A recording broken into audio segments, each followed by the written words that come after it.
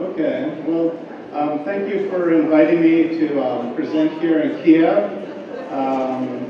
This is actually my first time in Kiev. I have been in Moscow many times. Maybe I have seen some of you there.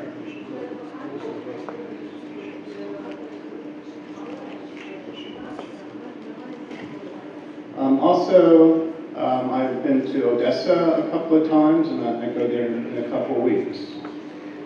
Today, I'm going to obviously be talking about autism. I'm going to share with you many research issues. I will also talk a little bit about treatment as well. Now I have a question. How many here are parents? Raise your hand. And okay, so how many here are relatives, aunts, uncles, brothers, sisters? How about professionals, psychologists, social workers? How about medical doctors? There's some medical, okay. So we'll be talking about some medical issues too, which not many people do talk about. But my organization actually started looking at medical issues almost 30 years ago.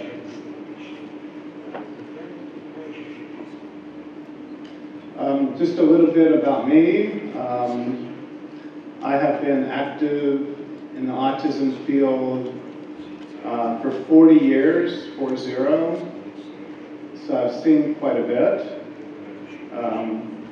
There are many people who are writing history books about autism, and they often spend a little time with me, which is quite nice. Even though I don't feel that old. I've conducted research in many areas, including behavior modification, severe behaviors, published quite a bit, including a book on self-injurious behavior. I spent about 20 years studying sensory issues, vision, hearing. I also was very much involved in medical issues involved in autism. My organization is the oldest research autism organization in the world. We started in 1967, 51 years ago. The founder of my organization is Dr. Bernard Renland, who passed away about 12 years ago. And he was the person who said that autism was not caused by the mother. For many years, they blamed the mother for ignoring her child when the child needed help. And the founder of my organization, Dr. Renland, he was a parent and a researcher. He read the literature. That was in the 1950s, early 60s. And he concluded that autism had some biological basis. And he suggested at that time, in 1964, that autism was likely due to genetics and to neurology. And a few years later, he suggested that the environment may also affect autism. And although he said this 50 years ago, this is actually where much of the field is today.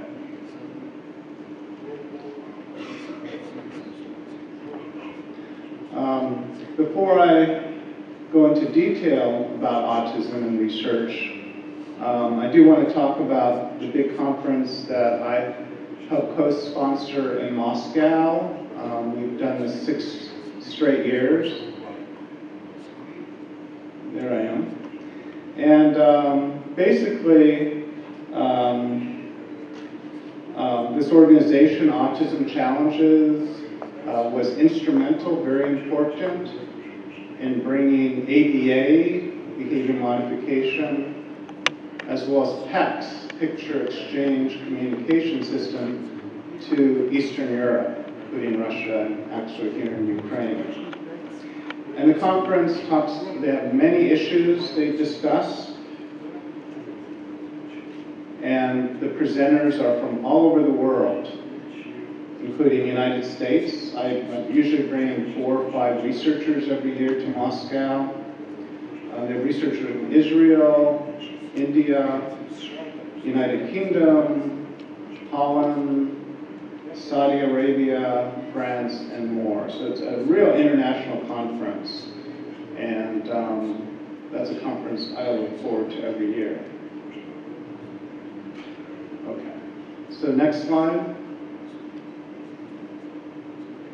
So let me talk a little about the core symptoms of autism. In the old days, half of the lecture on autism would be on what is autism, but now we only spend a few minutes because many people know what autism is. But honestly, people have different perspectives of what autism is. And so it's important to try to come up with a general consensus. So a very important part that I feel everyone with autism has are social issues. Personally, I have never met a person with autism who has perfect social skills.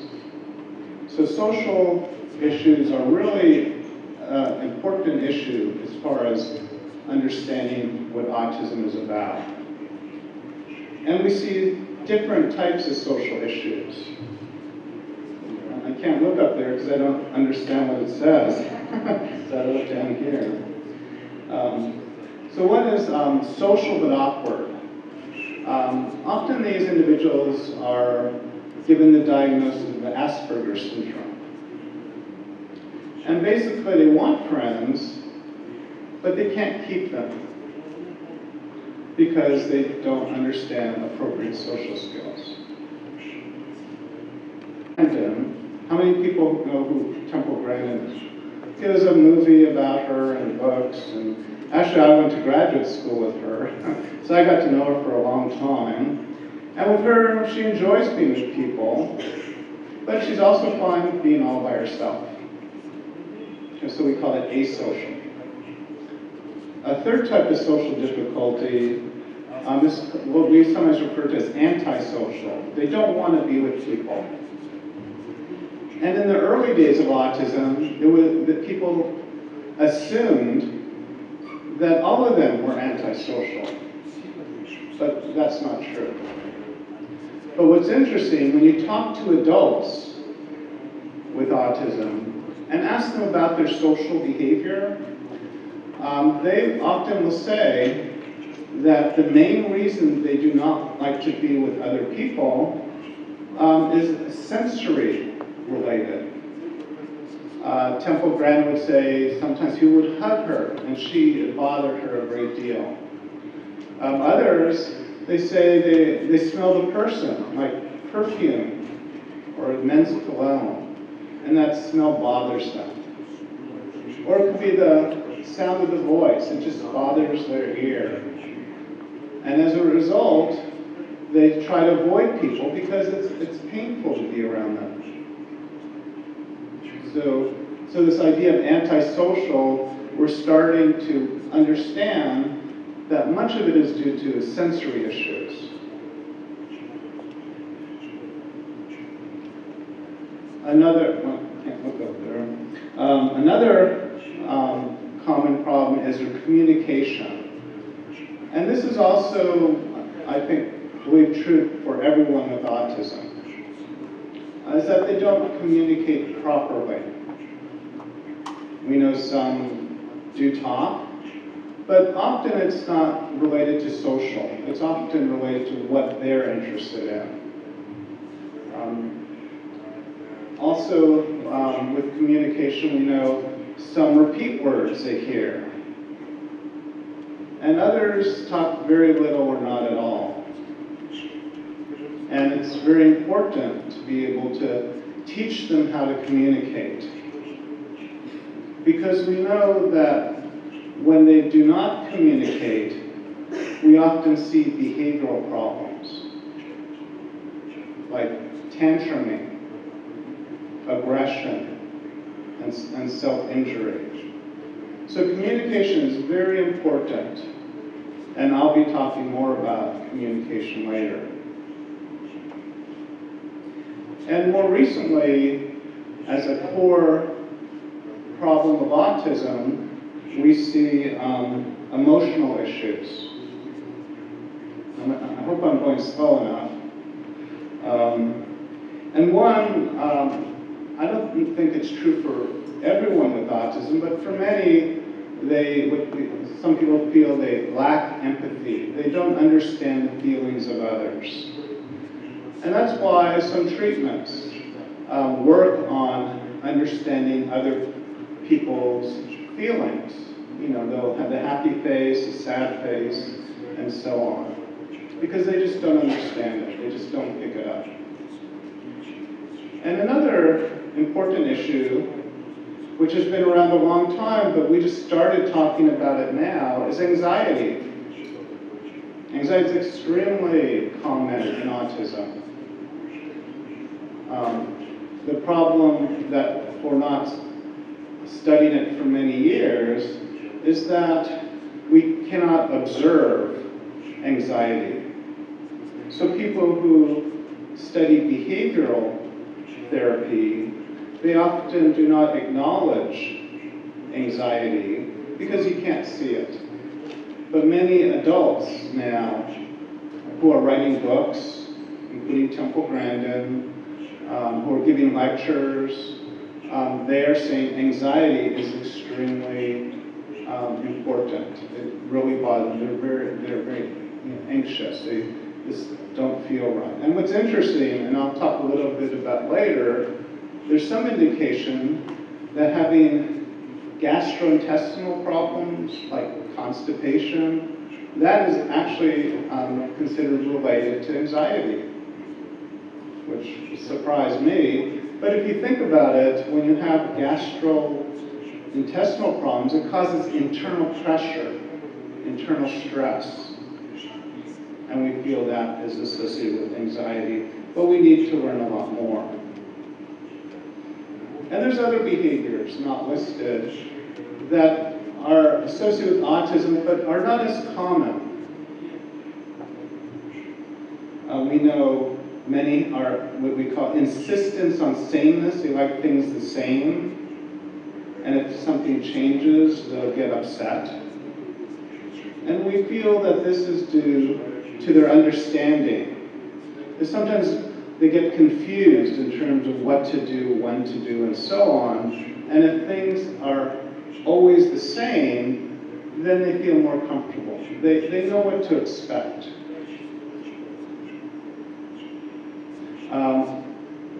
Some, but not all, have repetitive behaviors. They do the same thing over and over again.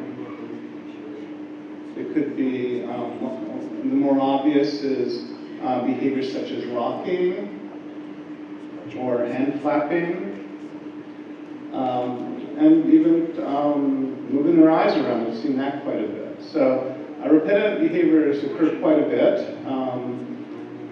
When you talk to adults, they say they do repetitive behaviors to calm themselves down. It helps them block out the world that's too stimulating and too confusing.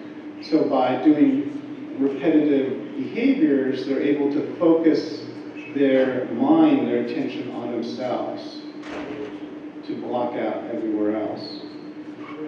But then we see the excessive tantruming, especially in the children. We see the aggression, and we see self-injury, head banging and hitting themselves.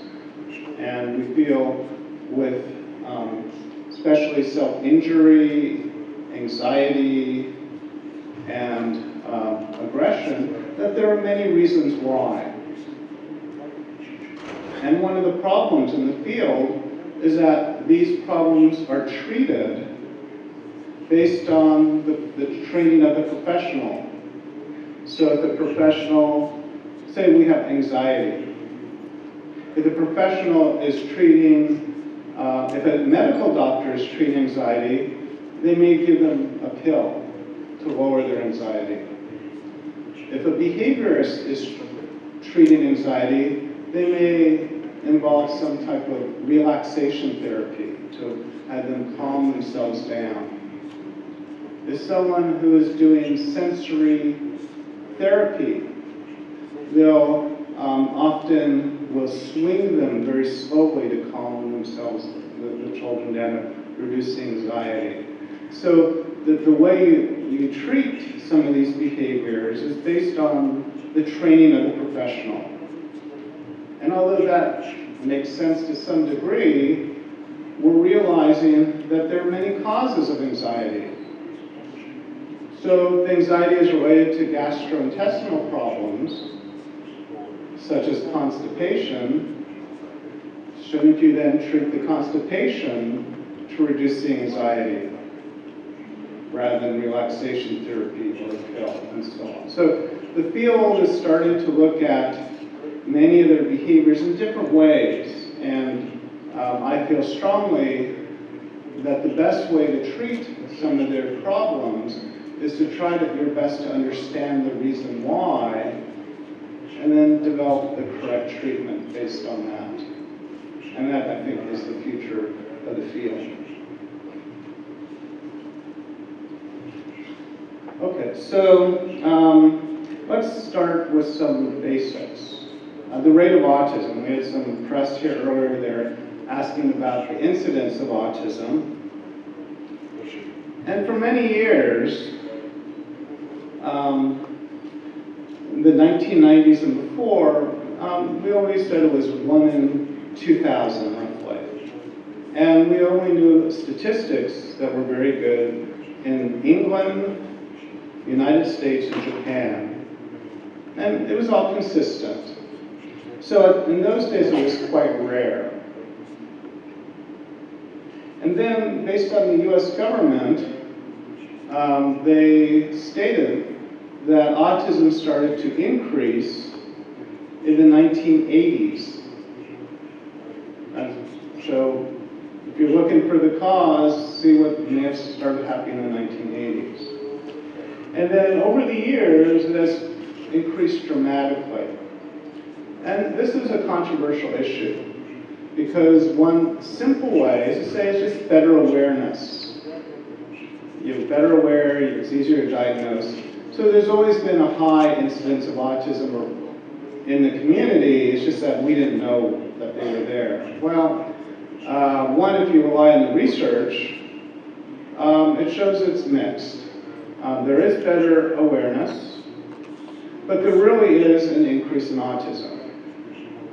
And there's a lot of research to show that's true. It's both, not just awareness.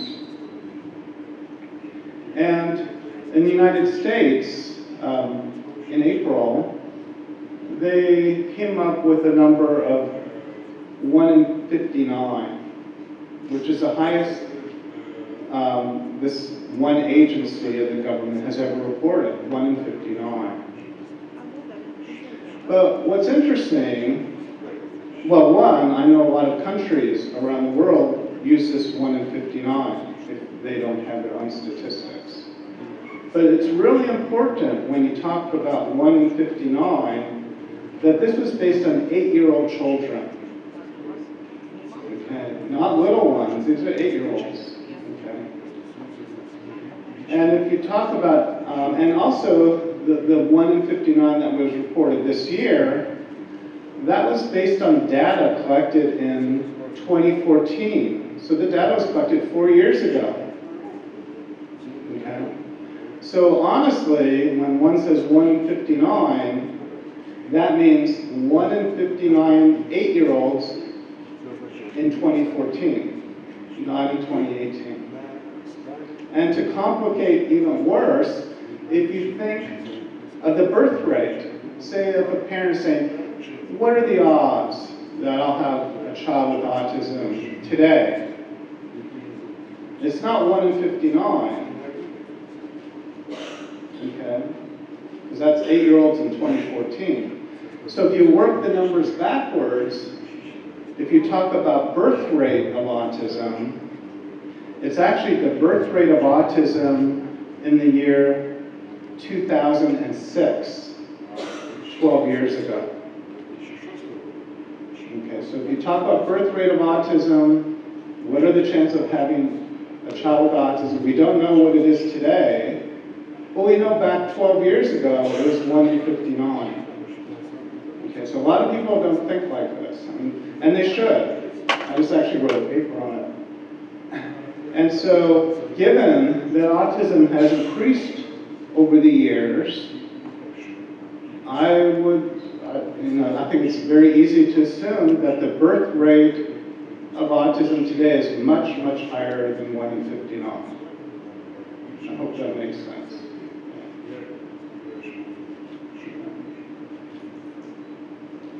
Okay, so next slide.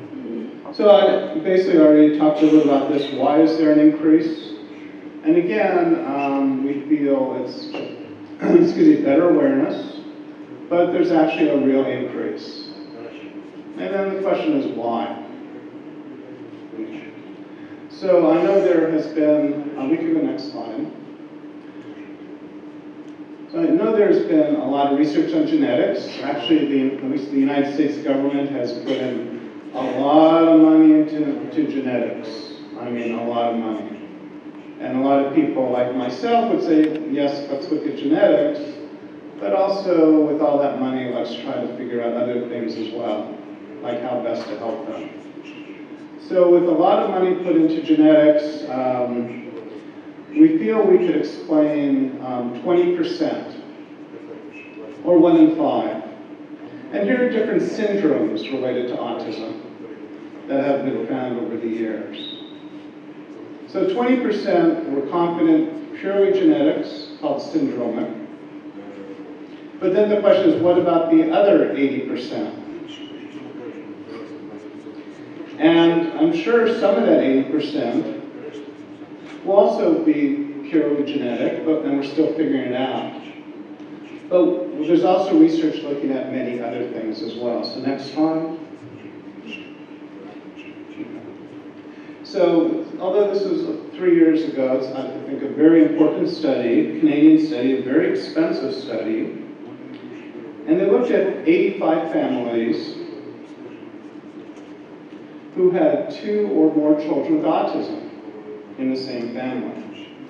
And their goal was to find out what are the autism genes. Particularly 2 in the family have it. And they looked at 100 genes that have been associated with autism to some degree. Most haven't been replicated. But they thought, if there's a gene or set of genes related to autism, here are the 100 that are most likely. So they studied these 85 families. It was a very expensive study. Everyone in the autism field is very excited about this study because now we could figure out the autism genes. In fact, one of the main researchers is very well known, one of the top geneticists in the world, actually. And what they found was, I'd say, a little disappointing. That is, almost 70%, there was little overlap between their genes. So the brother and sister, or brother, or sister, both autism, the genes overlapped a little, roughly 30%, but most of their genes didn't. And so we're realizing it was much more than one gene or a set of genes. So it was important to know, but at the same time, they didn't find what they were looking for. Another important study, next slide, and this is a little older, and this is what a lot of us in the field are looking at, that it's not just a gene, it's genes and the environment. We sometimes say predisposition. For example, there's predisposition to peanut allergies. For many people, peanuts are fine, but for some, it can be deadly.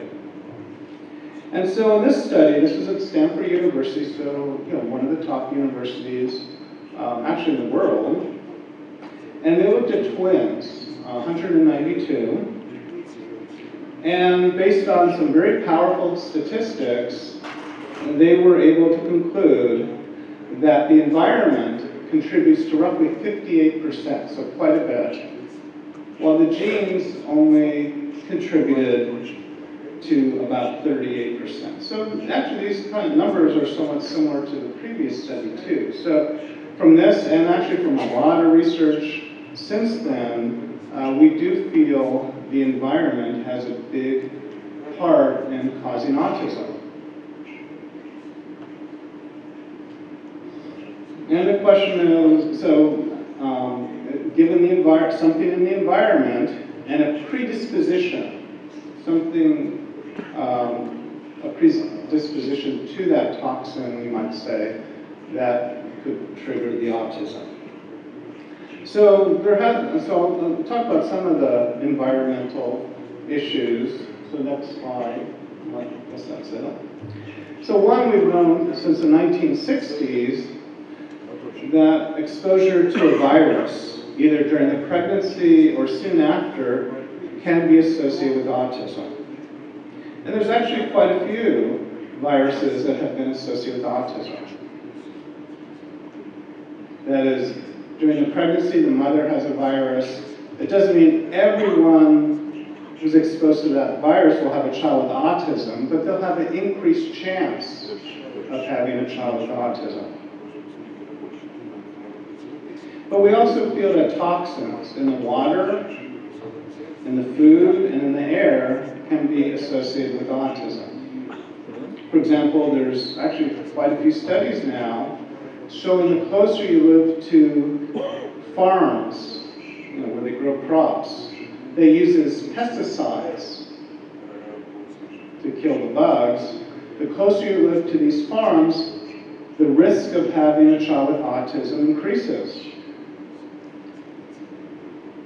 So when you live near a farm, it gets into the groundwater, it's on the air, I'm sure, but more likely to have an autistic child. But it doesn't mean everyone living near a farm has an autistic child. We feel, again, a genetic predisposition.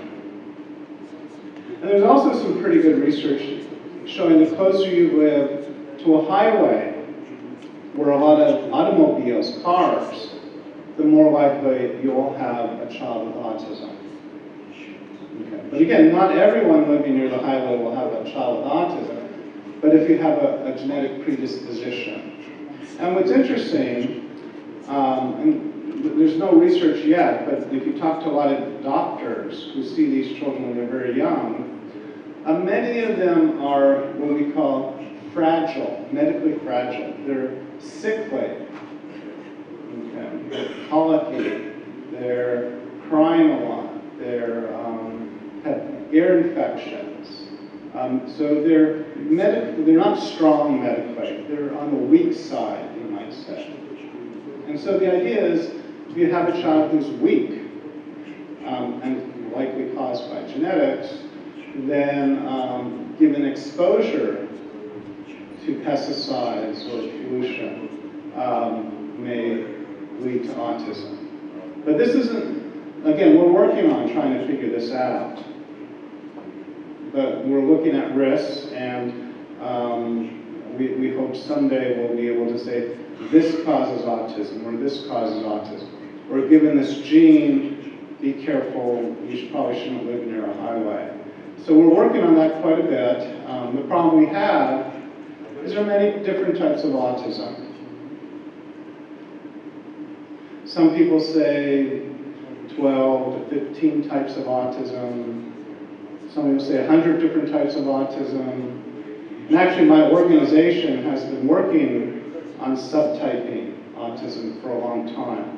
Because if we could divide up the autism spectrum, so type A autism, type B autism, type C autism, then we'll be better able to figure out the cause of each type, and we'll be better able to figure out the best treatment for each type. Okay, so some people are working on it. I've been working on it. It is a difficult task, but many of us feel if we can subtype autism, we'll be able to figure out answers faster.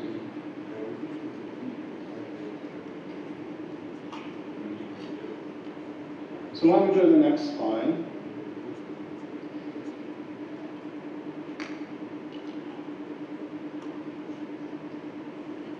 So I do want to comment on males versus females. So for many years, we always felt there was, for every 3 males, 1 female. And the question is why?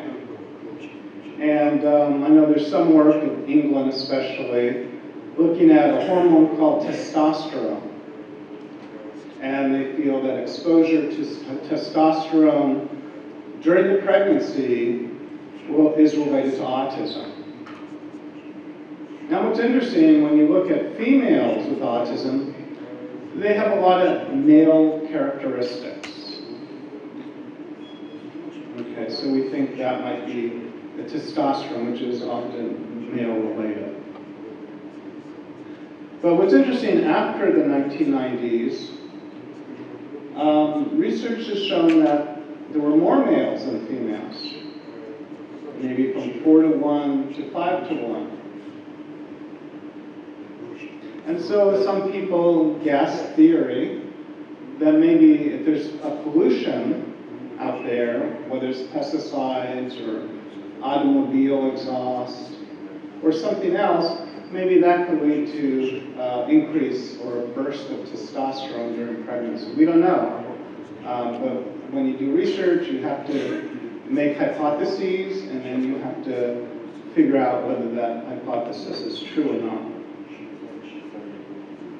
And what's interesting, historically, there's a lot of talk when autism affects a female, it's much worse. They have more severe behaviors. And this was the general feeling for many years. Okay, next slide. But what's interesting, actually research out of the UK, and actually other people are working on it now, we're finding that many females are not given the diagnosis of autism. So one could argue they have autism, but they're just not given the diagnosis because it's more of a mild form. In general, females are more social, they're more better communication. So with many, not all females with autism, they're a little more social. They're a little more, language is a little better, but they still have autism. And so now we're starting to realize that females who have severe behaviors are more likely to be diagnosed with autism, and those females who have just milder forms of autism, they're overlooked and not given a proper diagnosis. And because with females, for example, if they have insistence on sameness, they like things the same all the time, it's often interpreted as obsessive-compulsive behavior, more like in females than males. And if they're picky eaters, which I'll talk about a little later, they're often labeled as having anorexia, just not eating much. So again, with females, they're looked at differently, and as a result, they're not given a proper label of autism. And a lot of people are now arguing there should be 2 diagnostic criteria. One way to diagnose males to see if they have autism, and another way to diagnose females if they have autism. And I understand there's some research going on there today. But what's also interesting I want to mention, and this is important, I don't have a slide, is that there's a lot of research, and you might, if you're reading the literature just in the past in fact, there was an article today, but in the past few weeks, they're close to diagnosing autism based on blood samples, looking at what are called metabolites, especially what's called amino acids, related to that. And there's some really good researchers at the Mind Institute and other places that are very close. In fact, one group, they're now getting it approved, and it's possible by next year there might be a blood test to diagnose autism, but not everyone with autism. Right now, they feel their test could diagnose, what they say, 17%. However, I know at University of Arkansas and Arizona State, which we're funding, they feel they could diagnose many more, and they're very close. And I really predict, not next year, but the year after, we're going to be able to diagnose autism based on either blood or urine, and it will be an accurate diagnosis too. Because right now, as many of you know, autism is diagnosed based on behavior, and that's not always accurate, especially females. Okay, so let's jump into another area, the brain. I don't want to go into too detail. I'm not a brain expert, but I know enough. I've done a little research on this, but my organization also funds a lot of research on autism. Actually, we fund research worldwide, and some of it is on neurology, because we do see some impairment, some deficits in the brain. And if we really want to understand the entire autism condition, we really need to look at it in many different ways, not just genetics, not just behavior. And so one of the problems in looking at the brain, and other areas too, but particularly the brain, there's many different types of autism. That's why I mentioned subtyping earlier. And so, so one study might say this area of the brain is abnormal or impaired, and another laboratory says, no, we're not seeing any problems. It doesn't mean that one finding was wrong, it's more likely it's different types of autism. But there are some areas of the brain that not every autopsy is true, but many of them, a lot of, you might say, consistency regarding the brain and autism. Okay, so next slide. Over there. Okay. So one, which has received a lot of media attention, actually since the 1980s, is that their brain size is larger than average when they're very young. And from a lot of the research, we're finding they have what we call too many neurons in the brain, more than they should. And what's interesting, the more neurons they have in the brain, more than they should, the more severe the autism. And so we don't know why many of them have larger brains right now. There's a lot of theories, but we really don't know at this time. But it's also interesting, which I think is very telling, very important, is that with the brain we have neurons that are short to communicate in local areas of the brain, and then we have neurons that are very long to communicate from one area of the brain to the other. And a consistent finding is that with autism, they don't have many long neurons, so one area of the brain is not communicating to another area as well. There's some, but not as many. And at the same time, there are too many small neurons in specific areas. Okay, so that might be part of the obsessive compulsive, the insistence on sameness, we don't know. But so too many small neurons in specific areas, and certain regions are not talking to other regions, fewer long neurons. Okay, and we feel that could probably probably explain quite a bit of autism, but we don't know why. That's what we're trying to figure out. And so, again, with a lot of this research, it's extremely difficult because we haven't subtyped them yet. We look at many different types of individuals. And that has been one of the reasons why progress has been very slow.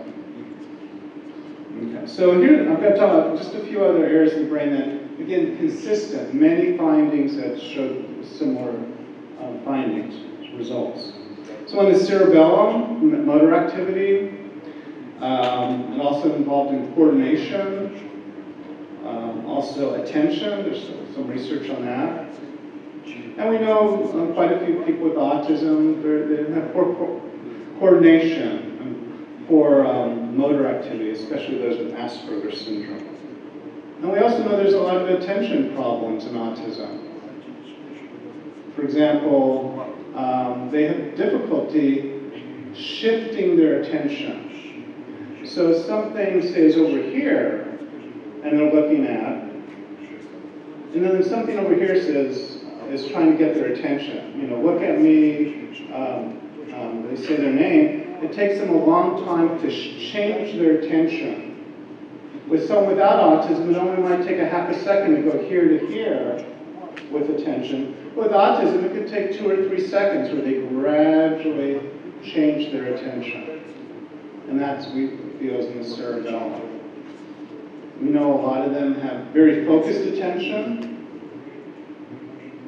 And we know a lot have what we call attention deficits. It's very difficult for them to pay attention for a very long period of time. Another area that has received a lot of quality research is called the amygdala.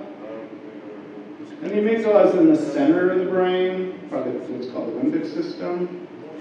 And that's in charge of emotions. And I mentioned earlier, they do have emotional issues, such as empathy issues and anxiety issues. And the amygdala is also involved in social behavior, which we know is also impaired in autism.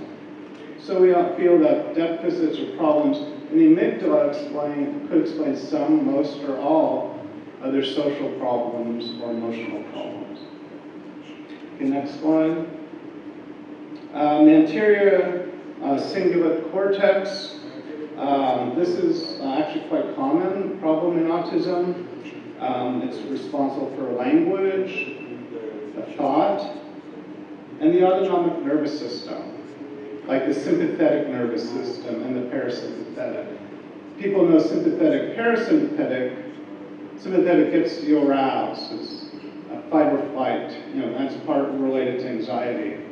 While parasympathetic inhibits you, it slows you down. And there's usually an interplay between sympathetic and parasympathetic for your arousal state.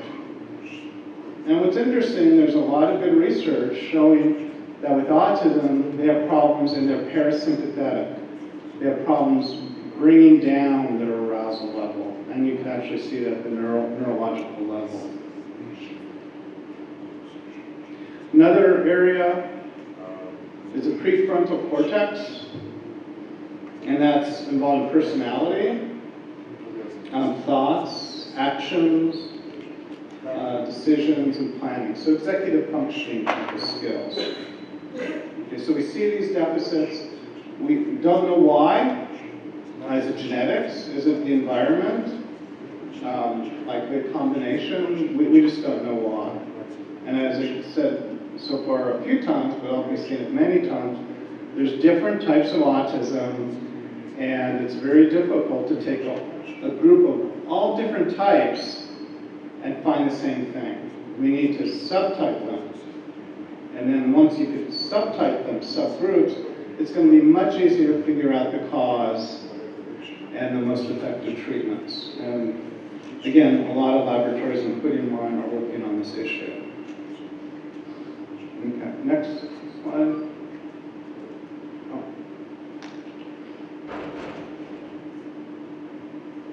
I usually don't talk too much, so I'm talking a lot today. Okay, as far as medical problems, this has often been ignored for many years, before the 1990s, because when a child would be brought to the doctor for a diagnosis, the doctor often would say, how often does your child go to the bathroom?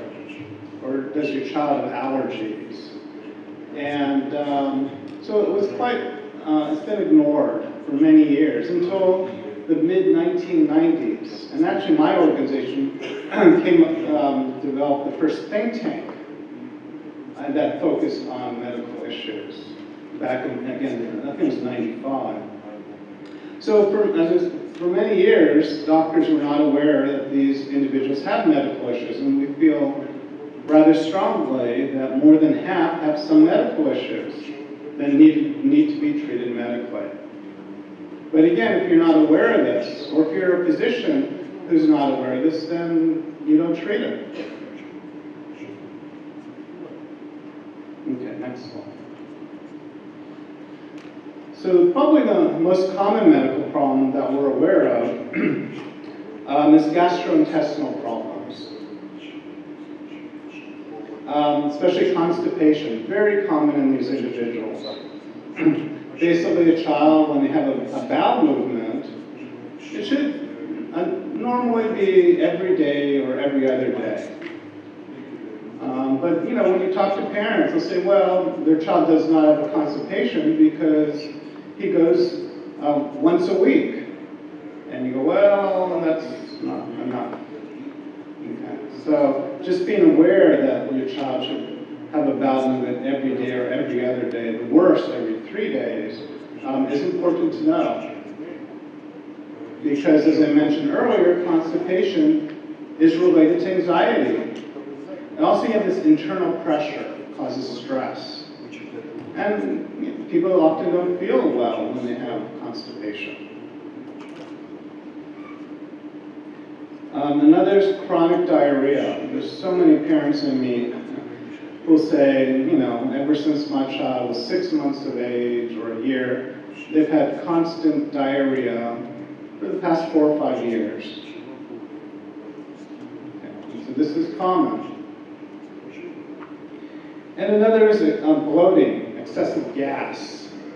And that's often related to constipation. And so it's really important that parents as well as professionals are aware of this. You know, if you're a therapist, speech therapist, behavioral therapist, and you know, the child has a lot of gas, well, you might want to find out, you know, about bowel movements and maybe refer to a physician. And as far as treating their gastrointestinal, right now the research is mixed. Our recommendation is to treat these children like any other children who has GI problems.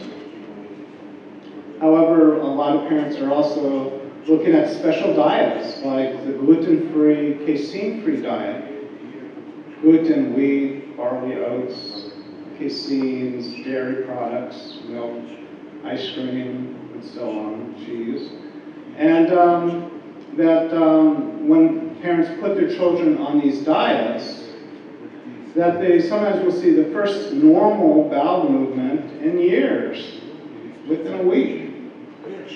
And again, the research is mixed, probably because they're looking at all different types of individuals.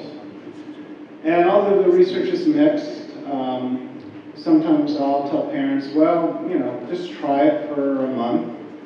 And if it works, great. And if not, well, then it didn't work, obviously. So that's something to consider.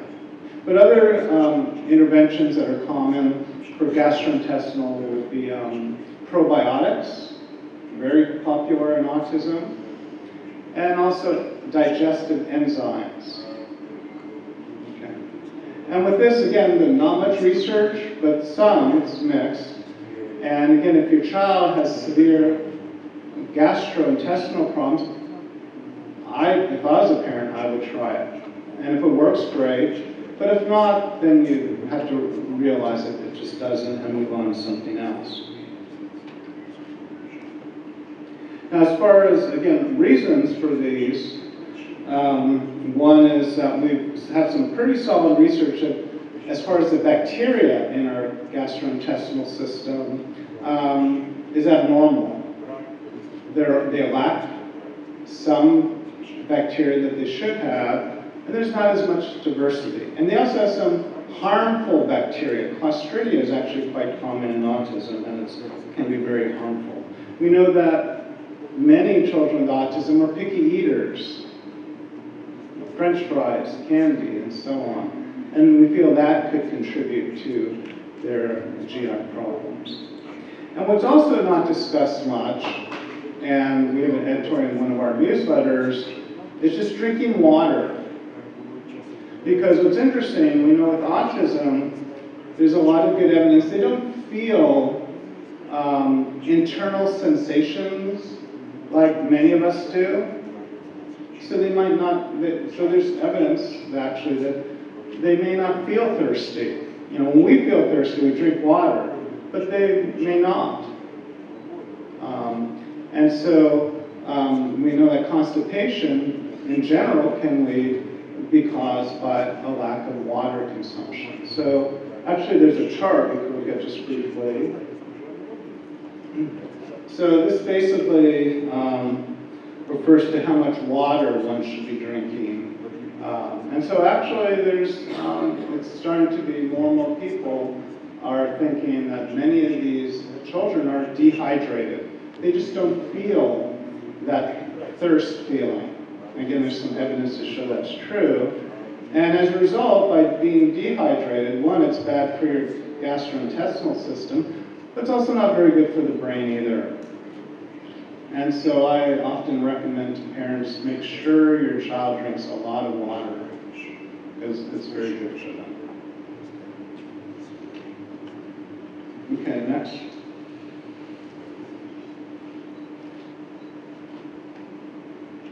Okay, so another problem in autism is their immune system. And actually we've known since the 1980s that they have, many of them have immune issues. In fact, some people feel autism, for 1 year, 30%, is an autoimmune disorder. You see a lot of immune issues in the families. And we see some behaviors or signs that indicate allergies or immune system issues. A lot of them have allergies, airborne, pollen, very common in autism. Skin, and eczema, the peeling of the skin. And also food allergies, which I know there's a lot of talk about food allergies, and some evidence, not a lot, but some, that certain foods that they eat could cause headaches, nausea. And well, let's assume, say, a child is allergic to milk, whether it's cow's milk or mother's milk, let's say cow's milk. So it's possible that ever since they started drinking milk, they've always had a headache, or they've always felt nauseous, but they don't know different. So if you, all your life, have a headache or feel nausea, then one, it's going to be very hard to pay attention. It's going to be very hard to pick up a language. It's difficult in one way or another. So I know there's a lot of different ways for allergy testing. A lot of them are not super accurate. But what happens, and there's this old saying, I assume it's true, that if a child craves, very much wants the same food, like always wants to drink milk, that might be an indication that he or she is allergic to milk. And obviously it's very hard to take it away. But I know that people have substituted milk with almond milk. I know there's some talk about camel's milk because it seems to be healthier. I just don't know.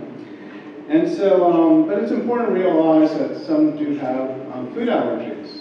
And some ways to look, it's not 100% accurate, is if they occasionally have red ears, their ears are red, not all the time, but sometimes that might be a sign of a food allergy. If their cheeks are red, or they have darkness under the eyes, that might be an indication. But it's important to go to a specialist. And there's different, again, ways to test for allergies. most of them are not 100% accurate. But, if there's some indication they're allergic to a food item, I would take the child off of that food item and see if there's any change. And don't tell other people, because you might look for something that's not there, but don't tell your spouse or don't tell the teacher or relative, and see if they might notice something. And that's the best way to see if an intervention works or not. And as far as why they have immune system issues, and again, quite common, we think it could be genetic, or maybe during the pregnancy the mother was exposed to something, or soon after birth that could have impacted their immune system. We just don't know. We do feel that pollution can impact the immune system. But again, I wish I had a lot more answers, but every year we have a little more. Okay, next slide. So this is a metabolism. And this is basically looking at autism at the cell level, the cellular level. And now we're starting to realize that autism is not a neurological issue, but probably more of a cellular issue. That autism is due to the cells not working properly. And one of the most common findings, and this has been replicated many times, that they have impairment in what's called the mitochondrial. And the mitochondrial, that's the energy center of the cell. It produces the energy so the cell can work. And it doesn't work properly. And again, there's a lot of evidence to show that's true. And so now a lot of us are looking at ways to improve mitochondrial function. There's certain vitamin formulas.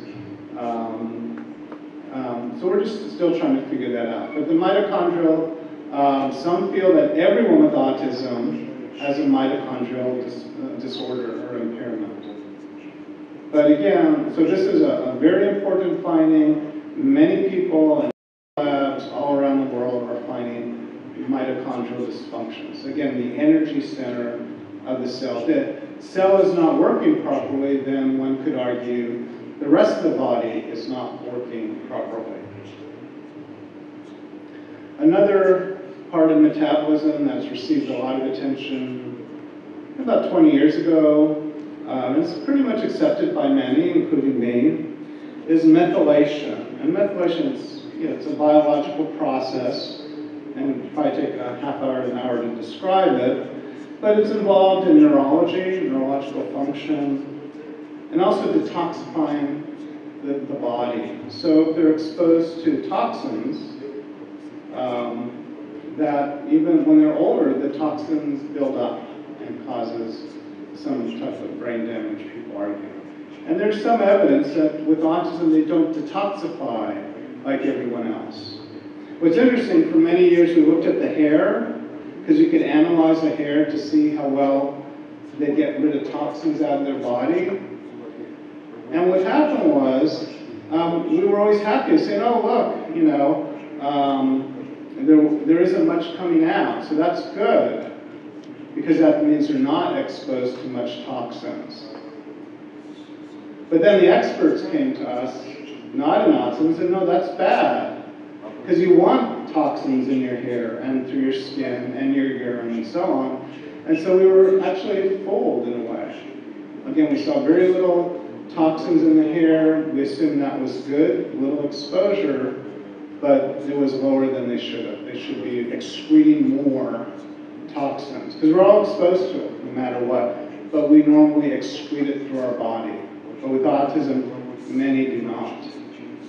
And that's related to this methylation cycle. Okay, so we could go to the next slide. So I know it's the next slide because I matched the picture to my slide.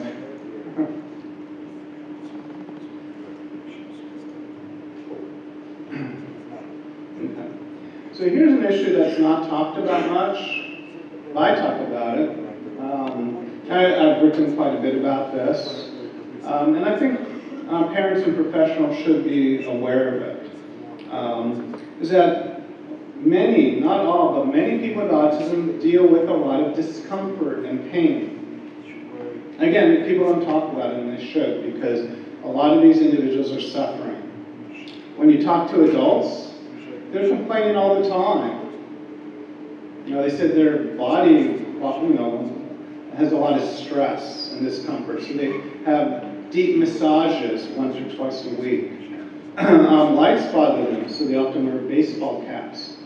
If you know Stephen Shore, who writes a lot, a good friend of mine, he's always wearing a baseball cap because of the lights bother him, but many people with autism do.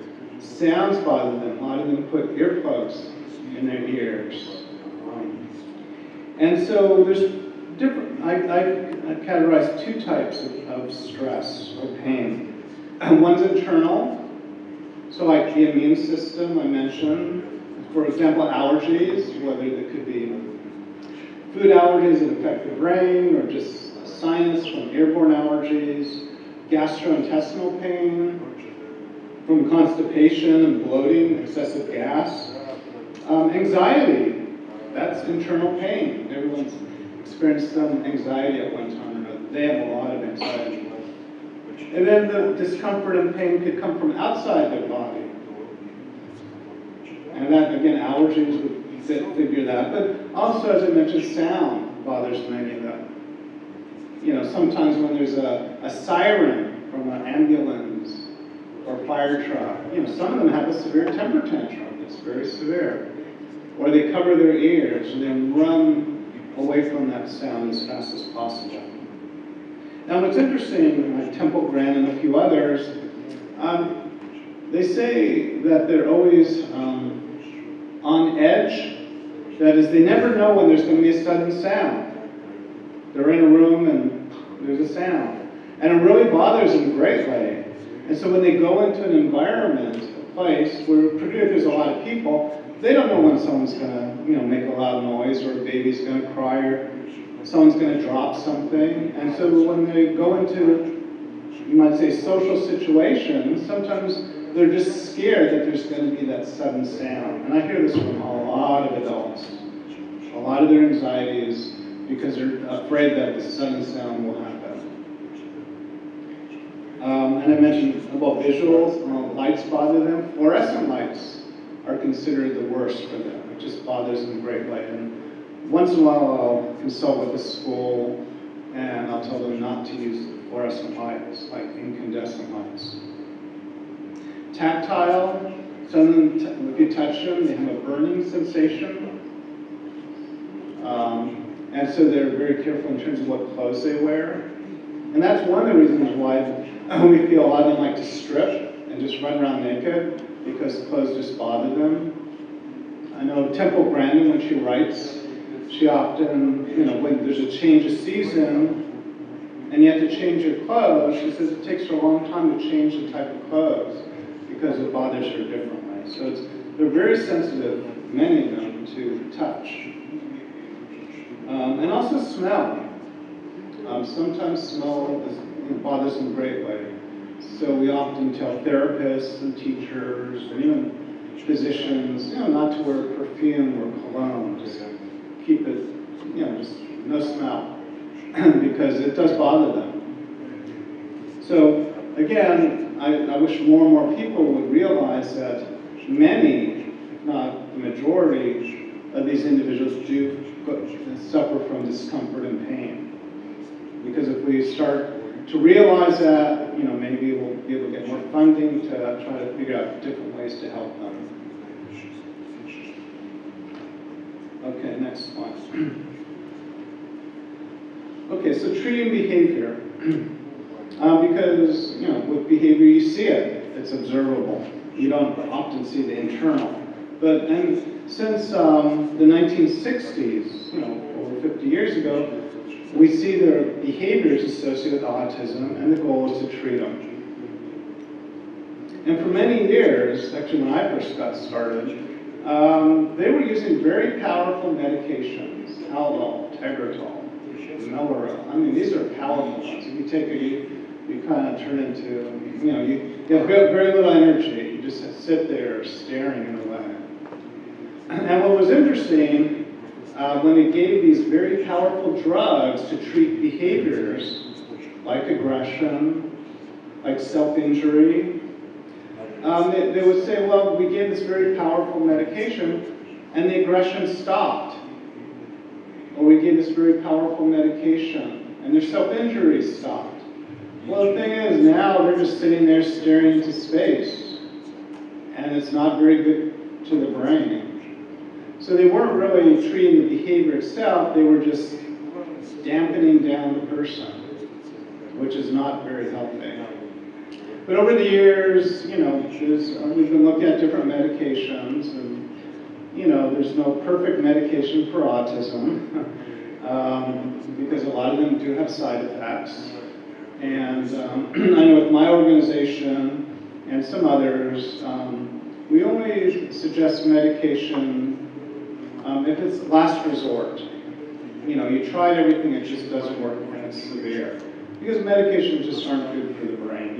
And everyone realizes it doesn't deal with the core problem, the underlying problem, it just deals with the symptoms. But another treatment that also came out in the 60s is behavior modification.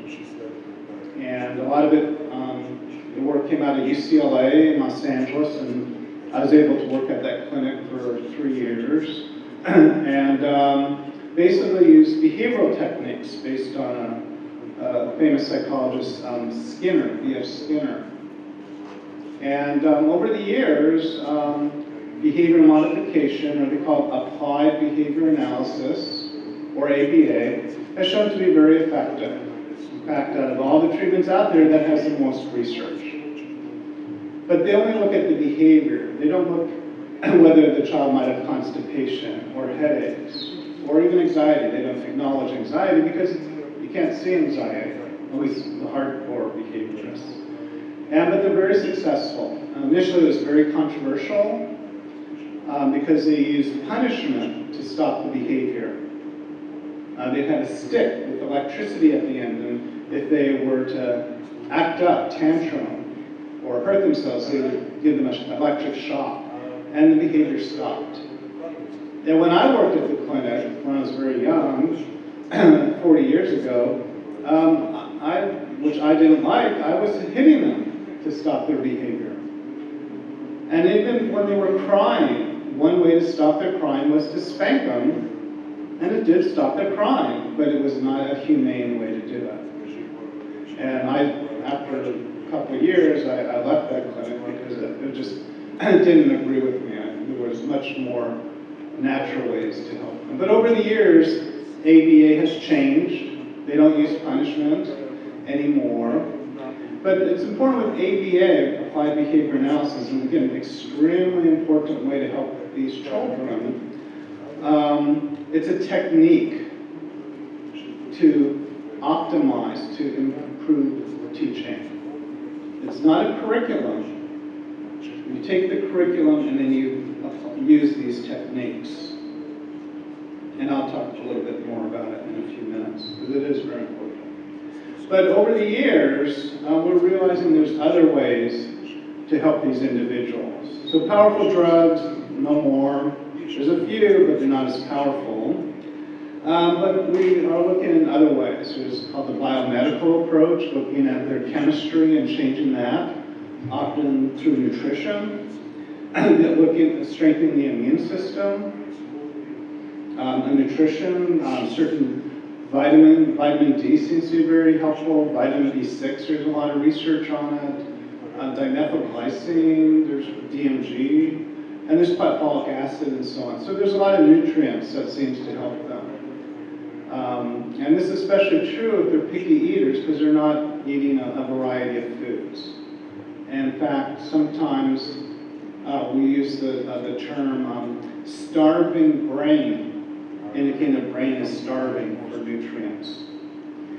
But for any child, we want them to have good nutrition. And with autism, they sometimes don't because of their eating habits. And we know other ways to help them. There's different sensory interventions. Hasn't received too much research, but a lot of adults say it's very helpful. Methods to communicate, which I'll talk a little bit about. Teaching them social skills, how to interact with other children appropriately. And there's a few therapies out there regarding that. Cognitive therapy is starting to get a lot more attention. Exercise. A lot of people don't think much about exercise, but there's a lot of good research showing exercise actually helps their behavior, become more attentive, healthier. And a lot of these children do not get enough exercise. And I'm actually doing some work in that. So, and there's a lot of other interventions. But what I tell parents is that almost every week there seems to be a brand new treatment out there. And you only have a certain amount of time, you only have a certain amount of money, and also availability, obviously, in different countries. But be very careful what you sign up on. The best thing to do is if there's some research to show it really does work, rather than just a good guess. However, you know, if it does make sense to you, and it doesn't cost much, and you feel it's very safe, it's up to you to decide. You know, but be very careful. You have to make sure if you try it, does it really help? And actually, there's a checklist I developed. If you go to autism.com, that's my major website, and you'll find a checklist. And I know I don't think it's in Ukrainian, even though I'd like to translate. I know it's in Russian. It's in 20 different languages where you can fill it out whenever you want. It's free. And you get scores, and you can compare them over time to see if the child's getting better. Let me take the next slide. So I already talked a lot about ABA, behavioral modification. So as I mentioned, this is a technique. So, and it's been developed for autism in a way. And what's really good is that it's taken roughly 50 years to come up with the best different ways to teach them. And what's most important is that they keep track of whether the child's doing well or not. So if you try a technique and it's not working, you don't rely on memory, you have it written, you keep track. So if it's not working, then you change it. And you keep changing it until it works. And again, a lot of evidence. There are people who are certified, and they go through a couple years of training and internship. But there's others who just learn it on YouTube or buy a book. And I'd be a little careful because you don't know for sure if they're doing it correctly. And you really need to do it correctly. And that's why a lot of people prefer going to those who have been certified, who have gone through proper training. So I just want to mention a couple other interventions, more behavioral. Structured teaching or teach. This is actually quite popular for a long time. It was actually integrated into schools. It just made things a little easier. And basically, the idea is to provide the individual a lot of supports, help them figure things out. So, like physical organization. When you look at something, you go from left to right, from up to down. Or in this classroom itself, the yellow area is where you do music. The green area is where you read books. The purple area is where you play, and so on. So the child knows what is expected in each area. And they use a lot of what's called visual supports, a lot of pictures to help them understand what's going on, because they don't always understand. They're sometimes confused. And they started what are called schedules, which are still popular today, because they don't know what to expect. You know, they wake up in the morning, if they don't know what to expect, it's confusing. So schedule would say, 8 o'clock you do this, 9 o'clock you do this. Sometimes you show pictures, if they could read, they do words. But we know that schedules really do help them a lot. It just gives them some type of organization. They know what to expect. Okay, next slide. The Greenspan method, also there's some people, some would call it play therapy, but what's different from the others, they really stress the emotional part, which we feel is a big issue in autism. Emotional development, and they often let the child determine what to work on because they're interested at the time. And so rather than just at a table one-on-one, like ABA, they're on the ground playing. That's why they call it floor time. And a lot of communication, a lot of interaction, very intense. And there's not much research, but I hear very good stories.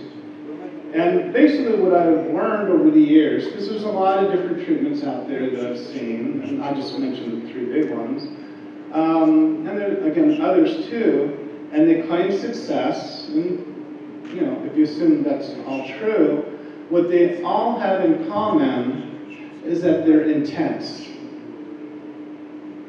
Often one-on-one, right in the child's face, and kind of forcing yourself, or forcing them to pay attention. And I think that's really the key to a lot of these programs, that you're forcing them to pay attention to what you're trying to teach them. And there's different ways to get their attention, whether you're playing on the floor, or you're sitting at a table offering them a little candy if they do it right. But the intensity, I think, is the key to a successful treatment. Okay. So, yeah, next slide. So I just want to mention briefly about communication. We know communication is extremely important. I used to do some consulting at state hospitals, institutions, and asked to give advice dealing with those who had severe behavior problems. And almost all of them had no way to communicate.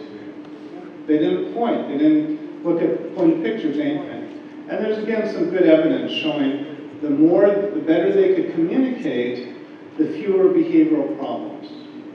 And the happier they are. They could actually express their needs and their wants. And when you can't express it, or other people don't understand, it makes everything very difficult. So one popular one, I know Moscow, they had many seminars, and I encourage a lot of training here too, is the picture exchange communication system. It's not too hard to get certified in that, go through training, and it's basically relying on pictures to help communicate for those who have difficulty. Also communication devices, we're finding using tablets, like iPads and so on, are very helpful. There's a lot of communication apps for little or no money. And again, these kids love to do it. Sometimes after they communicate, they get some visual reward and so on. So that is something else I would consider. And a lost art is sign language. They used to use it a lot in the old days. A lot of parents would argue, I don't want to use sign language because they use sign instead of not talking. But there's actually some research in the 60s and 70s indicating that if you teach speech at the same time as sign language, they're more likely to talk earlier than if you just did speech by itself. And they actually stimulate the same area of the brain. And so if the child, isn't able to speak, then at least they'll have some sign language. So again, it's not used as much as it used to be, but if I had a child who didn't speak, I would do sign language and speech at the same time, because if they are able to speak, sign language will help them out. And if they won't be able to speak, use sign language. So communication is really important. Okay, so let's move on to older people, adults. So about 20, 30 years ago, maybe longer, people are saying, let's start worrying about adults. We're seeing an increase in autism. We're going to see a lot of adults in the future. But it was mostly talk. There wasn't much done. In fact, I helped pull together a book back in the early 2000s where we had parents who were successful with adults write about what they did. But since then, especially the past 10 years, there's been a lot more attention on adults with autism. And there's some big issues that we need to deal with that we're still trying to figure out. One is their living situation. Where do they live when the parents can no longer take care of them? Because today in the United States, there's a lot of adults living with their parents. Parents are aging, and the question is, what do they do? So there's different situations. Some parents make an effort to pay off their home, so they own the home, and then when the parents are gone, they turn the home into a group home, where they bring in 2 or 3 other adults to live there. And then the other adults, their parents, wind up paying monthly to help pay for someone to take care of them and the food and so on. And so that actually is happening quite a bit in the United States. There's also group homes that they're building more and more of the group homes. And actually, I do some work with an architect, and the architect is helping design group homes, so it's easy for those with autism to live there. Now there's some who live semi-independently. I know some parents are purchasing old hotels where someone with autism lives in each room, but then they hire someone to check on them every once in a while. Or there's others who live by themselves in their own apartment, and then someone checks on them. But you really need to do that, because with autism, they sometimes are very, what they call, literal. For example, one case I know of, someone came to check on him, and they checked the refrigerator, and they saw they had a lot of this old food, very old food. And they said, "Why are you saving all this old food?" And he goes, "You never throw away leftovers." So he knew this old saying, at least in the United States, you don't throw away leftovers, so he just took it to heart, and he saved all his food. And so, so there was some that need someone to check on them. And others, they live totally independently. And they're doing fairly well. They have autism, but they're able to live on their own. But what happens is you have to teach them everything, so, because they may not realize certain things. As far as employment, unemployment is very high in autism. Though many of them are great workers, they always take that 15-minute break. They don't socialize, so they work on their doing, and some are excellent. But the big thing is it's hard to, what we say, pass the interview, because they're different. And I know, like with Temple Grandin, she says, come up with a resume or portfolio, and don't do the interview, but go around, talk to a friend who knows a friend who works somewhere. But there's a lot who do, adults who want to work, but they just, people don't understand them. But that's changing in society and in the workplace, where there is a big effort to accept people with autism to work in the businesses. So next slide. So another big issue that's become more popular is, what do they do when they don't work? And they already have a place to live. And that's recreation. What do they do in their fun time? And so, well, one, we are always saying exercise is really important, because someone will just sit and watch TV or play video games and may not realize how important exercise is. So we, really encourage them to join a gym, and or just meet with another group to do more regular exercise, and that's very important. But they also need to do social things. Team sports, soccer is very common. Going to movies, going to plays, shopping, and even dating. There's a dating site for autism on the internet. But what's interesting, there's a lot of accommodations in the U.S., and I've heard other places too. For example, shopping malls, they'll put aside 2 or 3 hours a week where they dim the lights and they turn off the sound, so it's a lot easier for people with autism to shop. Movie theaters, what they'll do is actually turn up the lights so it's not too dark, but they'll lower the volume. And it's okay to run around. So there's movie theaters that, you know, a couple of nights a month put aside time for autism. And even musicals and plays have done that as well. So with adults, we're starting to, they're being more and more accepted in society, in the community, and by accepting them, there's accommodations. So it's much easier to go outside their house and to shop and enjoy things. Other important areas that's often ignored, adults also have medical issues, and that should be looked at and not ignored. Some of them have behavioral issues, some are very severe, and those who are very severe, it's very hard to find a group home that will accept them. And we get a lot of calls from parents with older ones saying, I need help. My child's 30 years old. And when he was little, he would, you know, hit you, but it wouldn't hurt that much. But now he's 30 years old, big and strong, and when he hits you, it hurts. And there's not too many professionals who will deal with behavioral problems in adults, and we really need a lot more help in that area. Law enforcement, sometimes when they walk down their street, they're acting differently, and the police might stop them.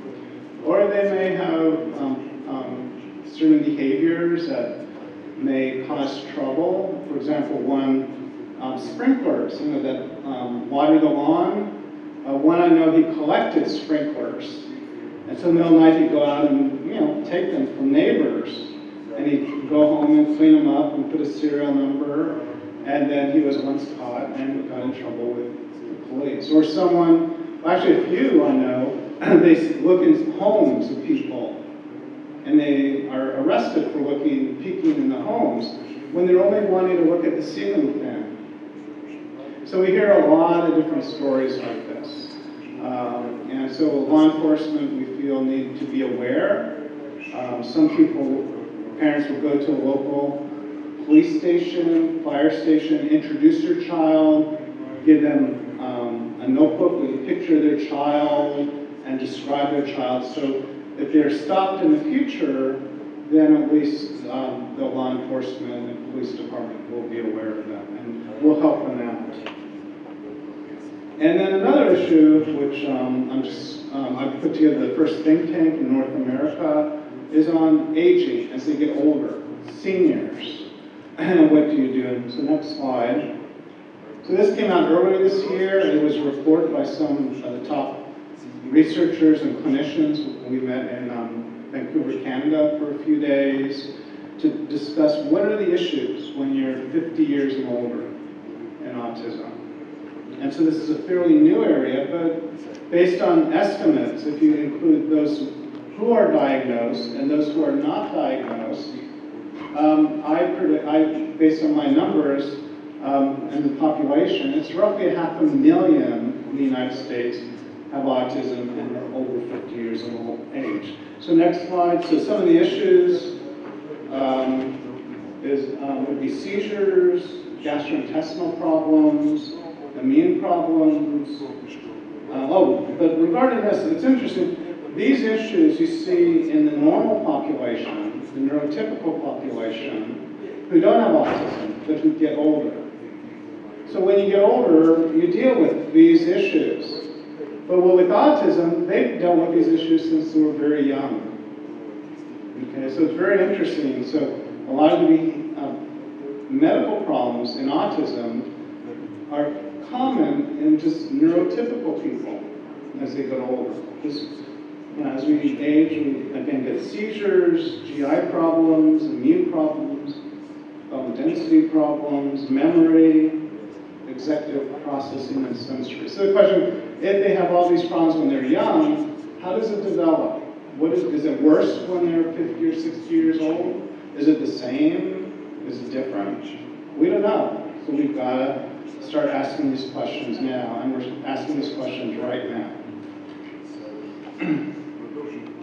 Okay, so wrapping up, then I'll take questions. So a few things I want to say.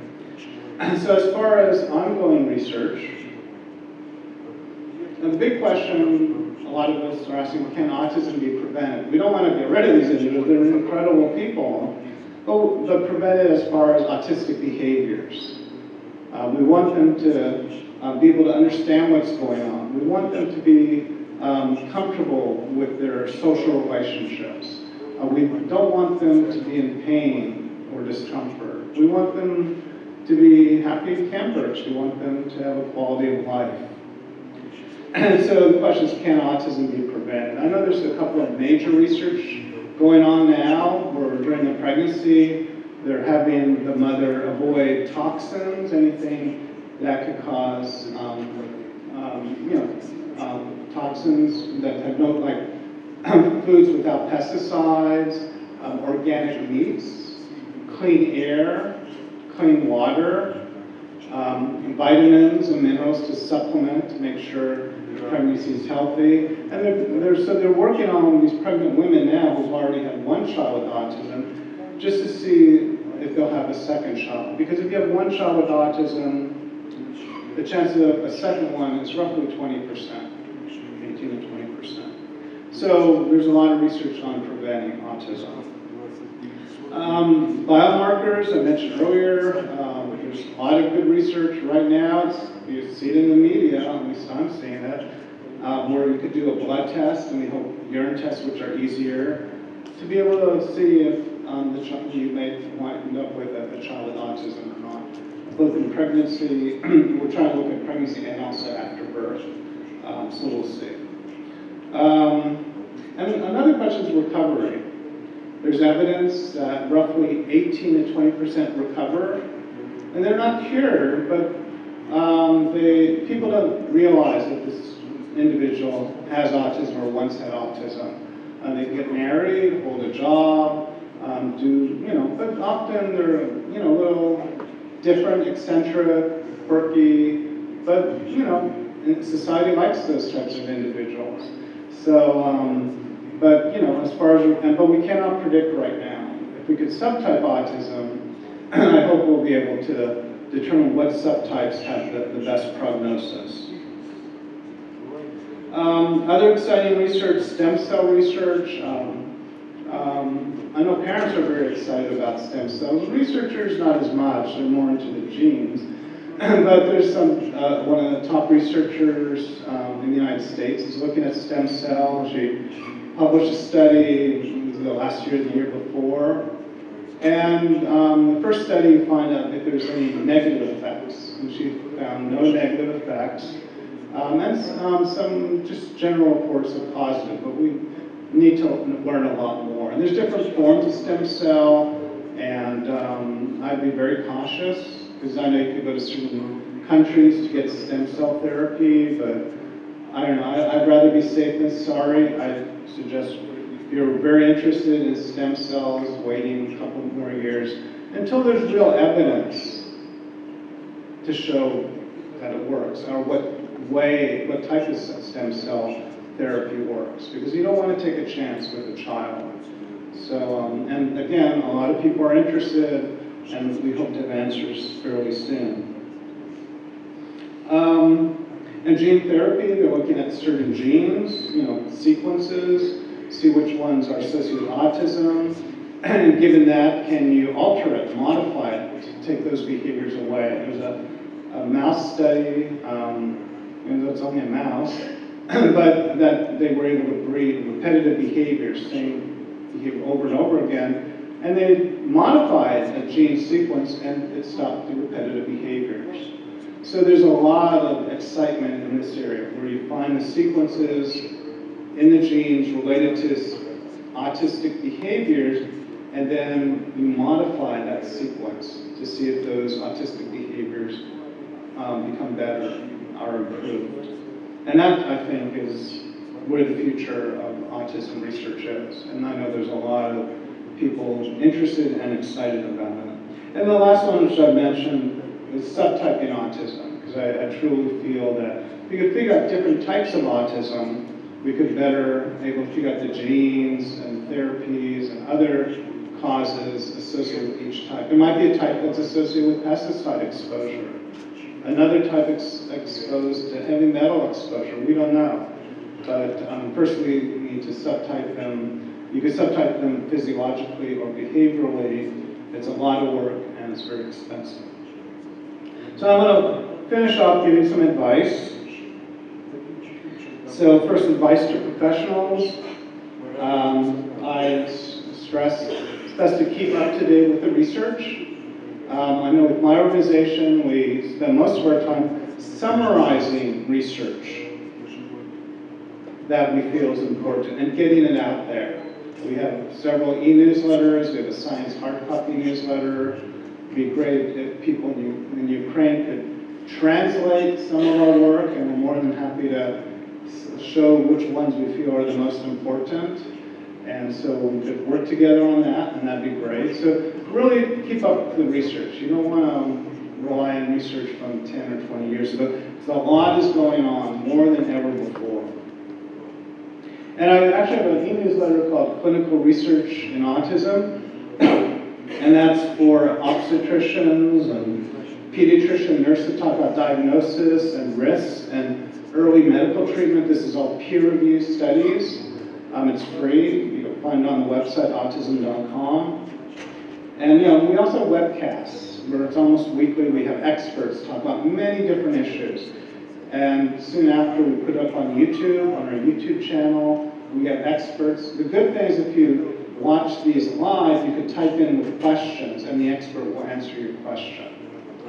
But we've had over 300,000 views over the past just 2 or 3 years, so it's very popular in the field. I also encourage professionals to be aware of other areas of research and treatment. So if you're a medical doctor, be aware of sensory interventions and behavioral therapies and so on, not just the medical. And for behaviorists, I know there's quite a few, be aware of some of the medical issues, be aware of the sensory issues and so on. So, and I'm working on some what are called white pages, where it's kind of the current research in all these different areas where it's easy to read, and it's only a few pages each. But you don't have to know the literature in great detail, but enough to keep track of what's going on, especially if you want to specialize in autism. And also, for professionals, listen to parents. Parents are with their kids 24 hours a day. With medical doctors and others, you may only see the child for 15 minutes or 30 minutes. And the parents really know what's going on, and obviously they want the best for their children. So advice for parents, again, be knowledgeable about many different areas, and again, my organization is one source. If someone says, I have the cure for autism, and I hear that all the time, we get letters all the time, and emails saying, I figured out the cause and the cure, and they want us to drop everything we're doing and just focus on their idea. But if anyone says, I could cure your child, or this could be the cure, I hear that all the time, and we've known about autism for 75 years, and no cure. And if there really is a cure, you want some evidence to show that that's really true. So be really careful, because it's out there a lot. So that's a big warning. Ask them what the evidence is. And if they say, well, it's my idea, I'm pretty sure it will work. Well, or if they say there is research, ask to see the research, because sometimes they say there is, but there really isn't. So, and if it is published, make sure it's in a good journal, not some little tiny newsletter that very few people subscribe. So, because if you want to help your child, you want to use things that have been shown to really help, and not waste your time and money on treatments that could just waste your time and money. And also, when I tell parents, in some ways it's partly your responsibility to let the doctors know and the therapists, because they may not be looking at the literature. If you come across a great article, give them a copy. Help them learn about autism. Not all, but many are very much interested in learning, because they often just don't have time, where autism is a small part of their practice. So the more you can help them, the better. And I think that's extremely important. Okay, there's a couple more slides. It's been a long day already. So with parents, you have to realize that if a treatment helps one child that you know, then it may not help your child. I had someone who used to work for me, and people would call about a vitamin B6, which actually had a lot of research, helps almost half. And whenever she would answer the phone, she would say, don't try it because I tried it on my child for 2 days and he still has autism. And when I overheard her once, I said, why are you telling them that? She said, well, that's what happened. I gave B6 2 days and my child's still autistic. I said, well, one, it doesn't cure autism. Second, it only helps about half. And third, you give for more than 2 days. You give for a few months.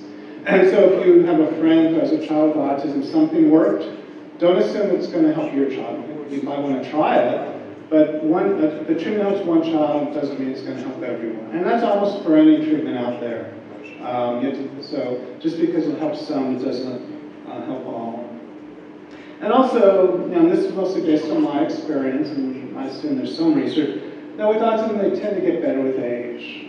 When they're young, they're active and all over the place, but they do tend to get better with age. And what we feel is that parts of the brain are just underdeveloped, not necessarily damaged, but underdeveloped. And over time it just grows, but more slowly than their same age peers. So in general they do get better with age, not always, but many of them do. And also be careful about puberty, because sometimes because of the hormonal changes, they may start to have seizures.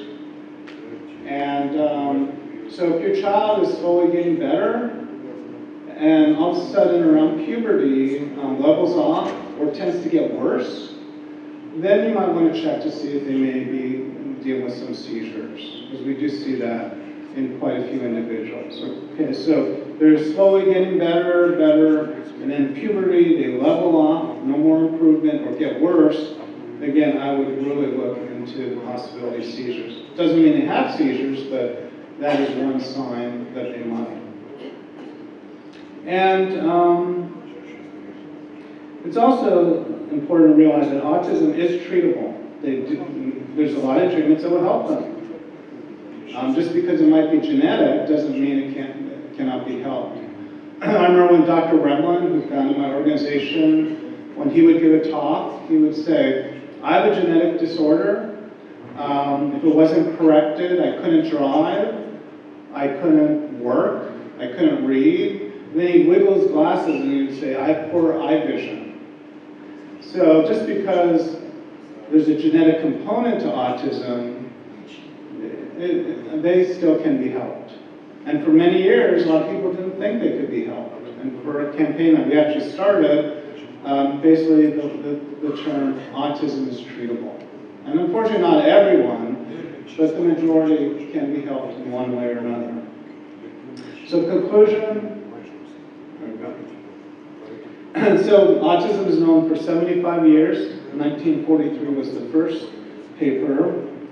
And we're still trying to figure out what causes and best treatments. And we know a lot more now than before, but our understanding with the new technology, some brilliant people jumping on board these days, we're getting answers pretty darn fast. And it's just an exciting time to follow what's going on, because what was fairly new 10 years ago, we're really understanding quite a bit. And the goal is to understand everything about autism. And that's why you do research, to get answers, to help these individuals. And then as I mentioned before, I know a lot of the autism organizations, but just in general, it's really important to share the information. Because there's a lot of parents who are not part of networks, who are not on the internet a lot, don't have time. A lot of physicians don't have time to look at the literature. But when you come across something really that you think is really important, share it with others. Because that's, I think, the best way we could really move this field forward and find solutions to all the big questions out there. So I thank you for your time, and I enjoy Kiev. Thank you.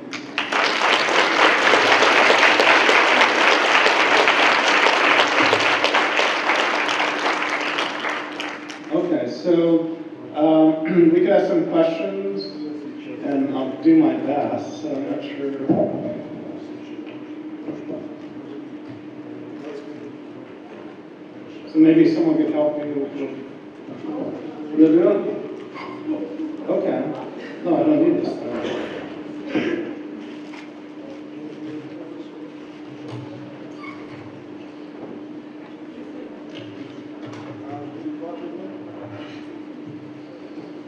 Отлично. У кого есть вопросы, поднимите руку, вам принесу микрофон.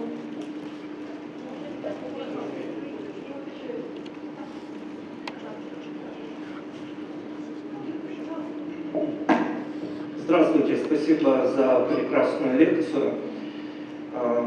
Я не профессионал, поэтому, наверное, заранее стоило бы извиниться, возможно, за неуместный вопрос. Тем не менее, я хотел бы поинтересоваться о том, что вот мы знаем, аутизм в основном, как я понимаю, обусловлен физиологически, какими-то физиологическими патологиями. Можем ли мы на сегодняшний момент говорить о существовании такого вида аутизма, ну, скажем так, как культурный аутизм, обусловленный отказом от социальных каких-то норм, от языка, от социальных ценностей, и таким образом человек как бы ведет себя, ну, подобным образом, как аутизм. В этом вопросе есть смысл вообще. Спасибо. I haven't heard of the cultural type of autism. As I mentioned earlier, well, throughout my talk, autism is biological. It involves genetics, environment, neurology, but I'm not aware of, you might say, where someone is neurotypical and their autism is because of they don't want to accept the culture. You know, there's probably that issue out there, but it would not be autism. So yeah, the issue's out there, I'm sure, but I would not put it with autism. Yeah. But it's a good question, interesting question.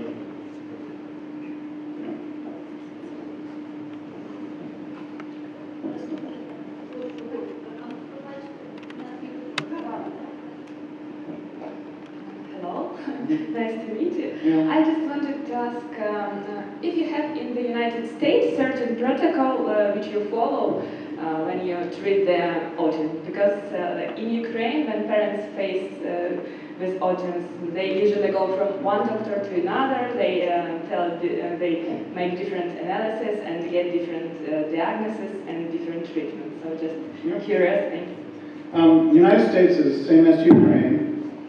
There's no protocol. Whoever you go to is what you get. If you go to a medical doctor, you get treatment medical and nothing else. Go to a behaviorist, ABA, you get behavior, nothing else. But there should be a protocol, and I agree. And that's, I think, what someday will happen, you know. And one of the issues I'm trying to do, given I've been around so long and I know most of the leading researchers, try to get everyone to start communicating much better and realize that there's many ways to look at autism. And actually, the goal would be to have one protocol, and, but that would be the ultimate. And that's, I think, what we're all striving for. Well, you're on the right path. Yeah, really. Thank you. Very good. Yeah.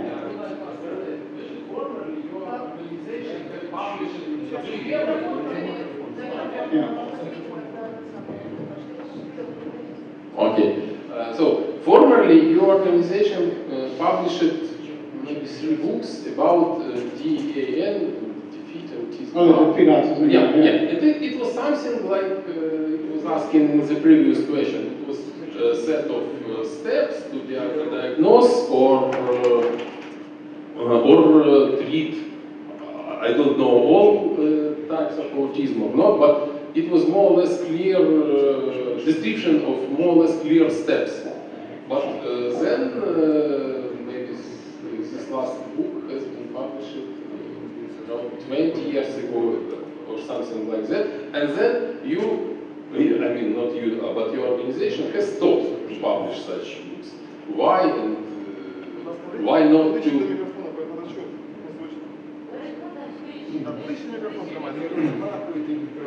So why not do? Why your organization does not continue to publish such books now?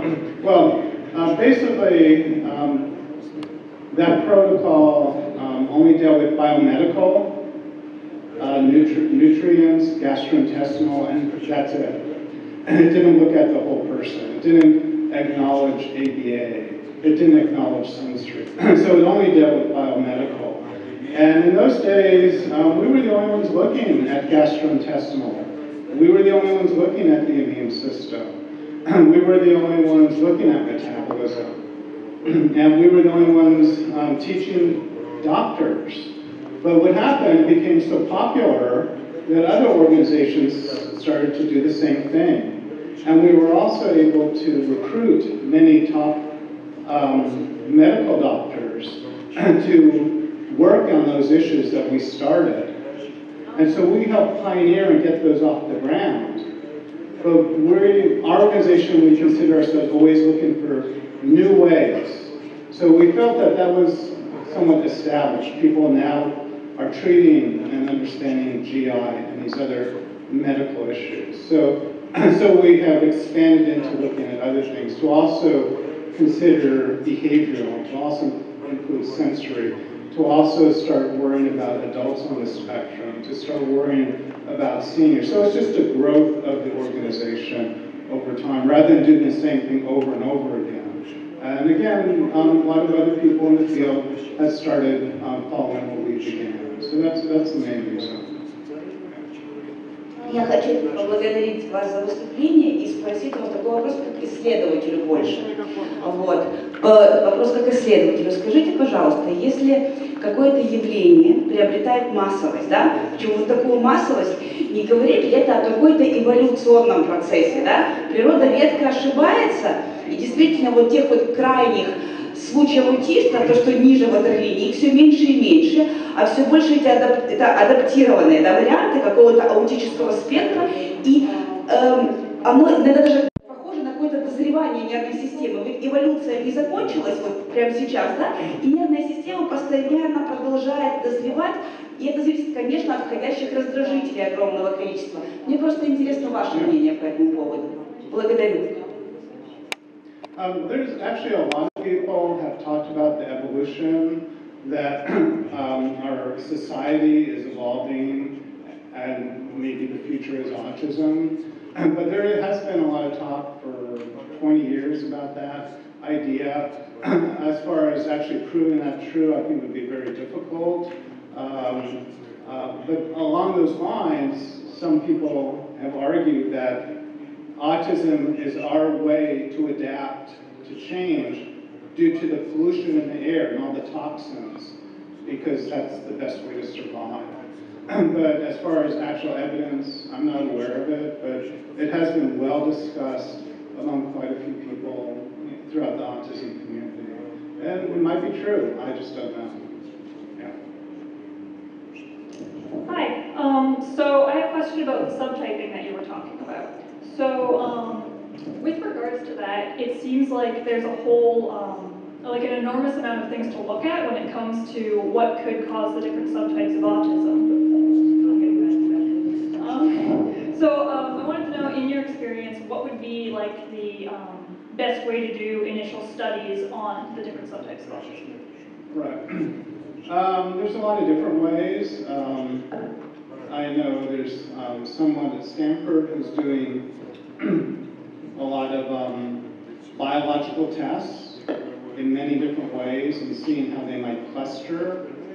The approach we're taking is that we want to first look at clusters of behaviors where a group, everyone in that group is very similar. They won't be identical to normal distribution, but very similar. And then you take the most prototype of each cluster and then do all the biological testing. And with one of our databases, we have over 40,000 cases. And then with other organizations, they have also offered to let us analyze their database. They're just looking for funds to be able to analyze it. But So you could either go the physiological route and see what clusters physiologically, or go the opposite behaviorally, what clusters, and then look at the physiology.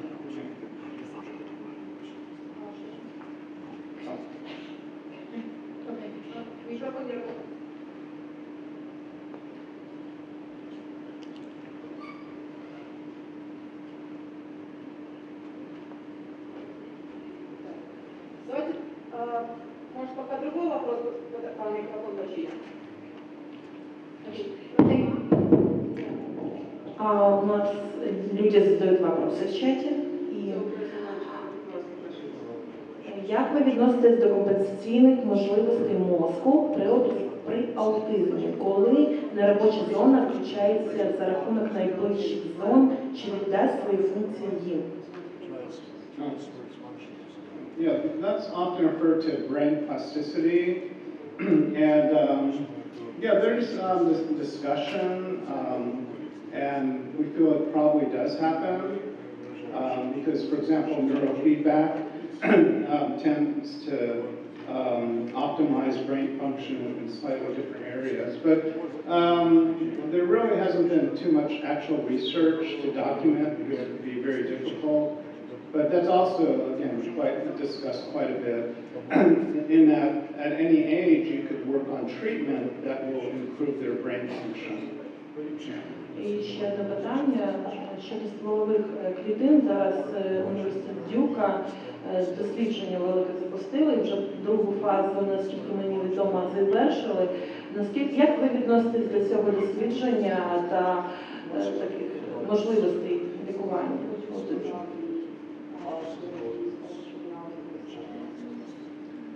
Well, I mentioned before, we have to be a little careful with stem cells because there's many different ways to do it, and obviously there's a concern as far as side effects, maybe permanent side effects, and so I think it's a promising area of research, and we do see some top researchers involved, but what I just tell parents, just wait a couple of years until we know for sure that it's effective. We know that the best way to do it, that it's effective, and there's minimal side effects. So the good thing is there's a lot of people looking at that, but we just have to wait until we get solid answers. But I really think it's going to be in the next couple of years. Ще одне останнє питання до вас, Стівене. Дивіться, як ви вважаєте, що головніше, тому що желудочно-кишечный тракт или все-таки головной мозг? При влиянии на поведение ребенка, именно на поведение. Well, what's interesting, the GI talks to the brain, so there's actually communication. They're two different systems. Honestly, if someone has GI problems, no matter if they have autism or not, I think they should be treated. They shouldn't have GI problems. And as far as treating the brain, there's only a few ways in autism to treat the brain. So, once we get subtype, it's going to be a lot easier to figure out which treatments for each type. But right now, it's unfortunately guesswork, and that's why some treatments help some and other treatments help others. So, I wish I had some answers, but, I wish we were 5 years ahead of, or 3 years later. Well, invite me in 3 years. Thank you again for coming today. I'm an expressive arts therapist and mental health counselor, and I know that there's been a lot of research about music therapy helping children, at least on the autism spectrum. So I was just curious if your organization has partnered with with the Music Therapy Association in the States and done any research on that. Well, as far as music therapy, there hasn't been a lot of research. There's some research. And it is promising. I know a lot of people who've gone through it who've done well. But with my organization, most of our focus is on the medical, but we just keep track of the others. So All of our research funding is on medical. We do have a science newsletter we publish quarterly. It's still hard copy. And then occasionally we'll have something on music therapy. But someday the goal is to have all researchers and organizations talk to each other and communicate, because we really have to take the approach that we're all in it together. And when I look at the field, I see it as very scattered. I see, here's one study looking at GI, one aspect of GI, another study here on GI, another aspect. They don't talk to each other. There's a immune study here. And one type of study that I keep stressing that we're not seeing much is where you take the same individuals and do all the testing. You take the same 30 kids and look at their immune system, their metabolism, their GI, their genetics, and then you could come up with a profile of individuals. But right now, they're all independent samples. They're all different types of autism. But we're all striving for is that we're all working together. It's not a horse race, and we are all in harmony throughout the world, trying to figure out the answers. Because we realize after 75 years, one person is not going to figure out all the answers. So we really have to do teamwork, and that's one of the reasons I'm here in Kiev, to start getting some other countries involved in one way or another, whether it's through my organization or others. But we really have to improve the networking, the communication, and really cheer each other on rather than say, I have the answer, or my area has the answer. And this is taking some time, but we've got to get the momentum, we've got to work together, and it's taken a long time, but we can do it.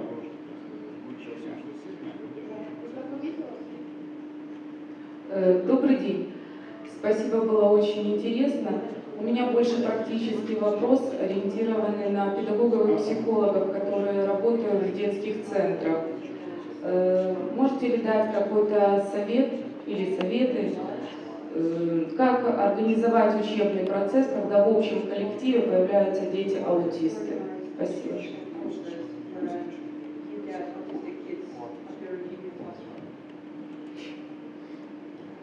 Well, unfortunately, I'm not an expert in education, but in the classroom, I would consider different aspects. I think an important part is the sensory.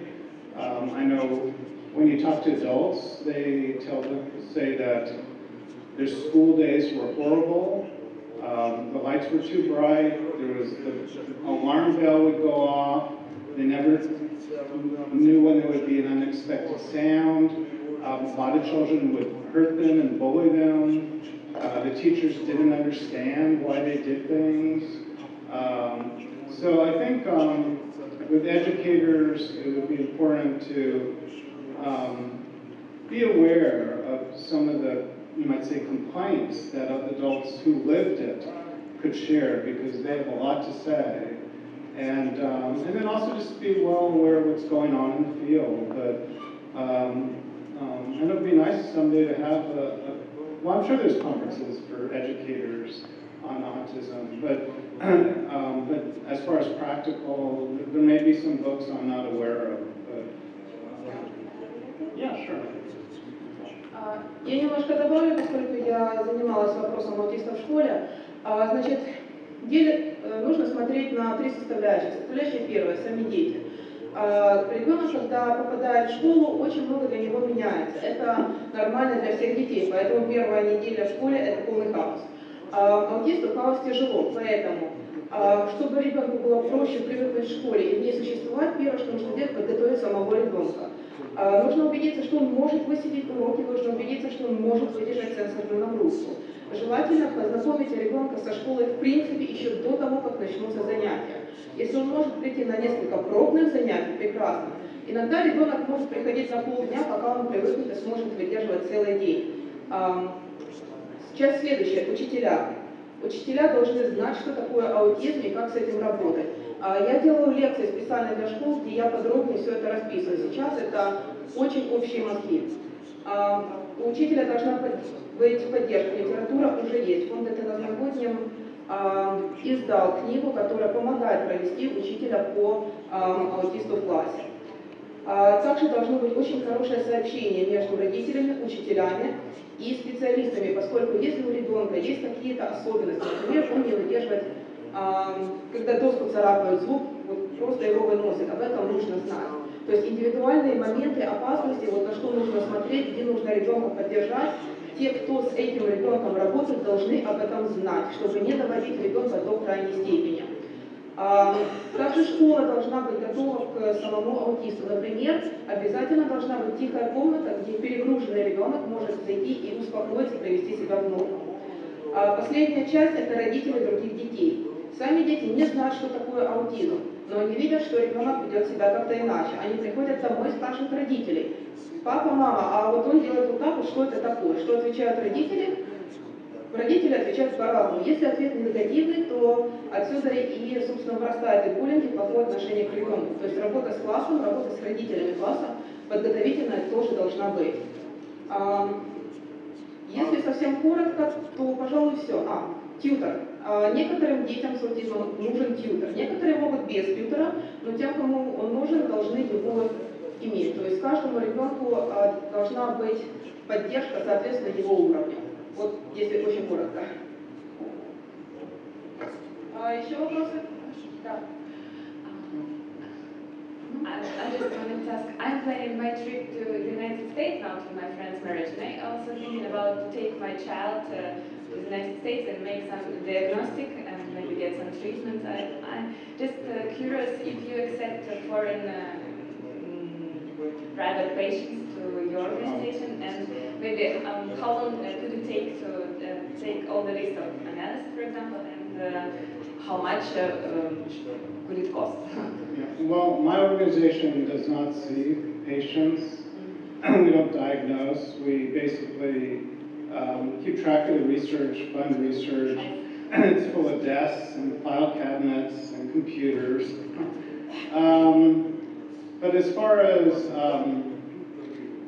one center in the country, see, all these places are very different, and I really cannot recommend one particular place to go because none of them would take the approach that I would recommend.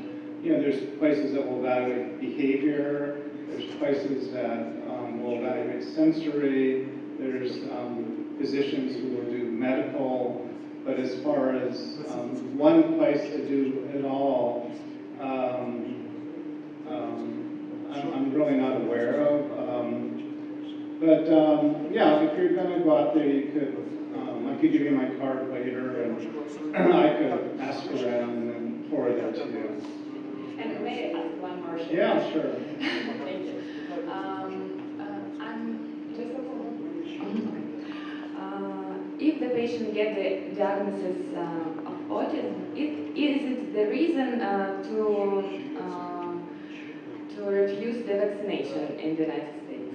Because of the problem of with legislation and detoxification, so should these patients refuse?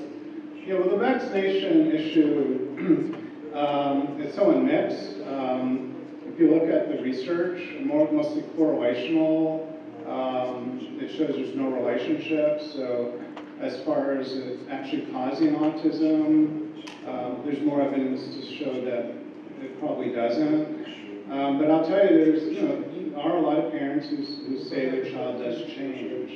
And when parents ask me, should they vaccinate their child, I just follow the general rules that the child should be very healthy and not be sick, because unfortunately a lot are vaccinated when they're not feeling well. But they're very healthy, and if you can, separate the vaccines. Rather than get many at once, one at a time. And that's probably the safest way, but as far as the vaccine issue, I know there's a lot of attention, and The evidence, again, right now shows no connection, but again, there's still a lot of parents who will say their child changed soon after. So, I tend to follow what the data says. So I still think, there's some things that need to be known, just in general, but I just go with the safest route. Thank you. Здравствуйте. У меня есть вопрос такой более и теоретический, и практический. Я занимаюсь нейрореабилитацией, нейропедагогикой, и в то же время пишу диссертацию по нейронарушениям, докторскую диссертацию. В связи с этим, то, что вы говорите, и то, что мы понимаем, что все-таки аутическая проблема, она связана с тем, что либо мозг реагирует на какую-то психосоматическую патологию, либо есть какая-то нейрогенная почва для этой патологии.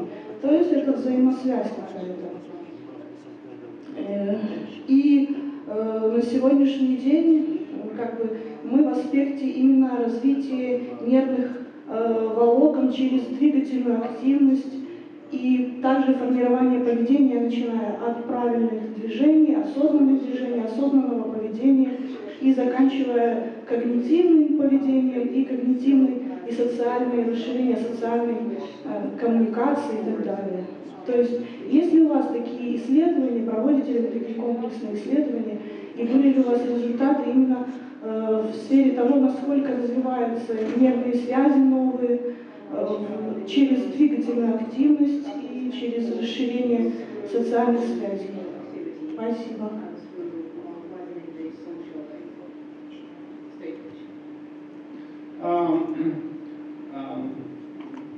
At this point, that's far in advance of what we know about the neurology. We do know that neurofeedback helps.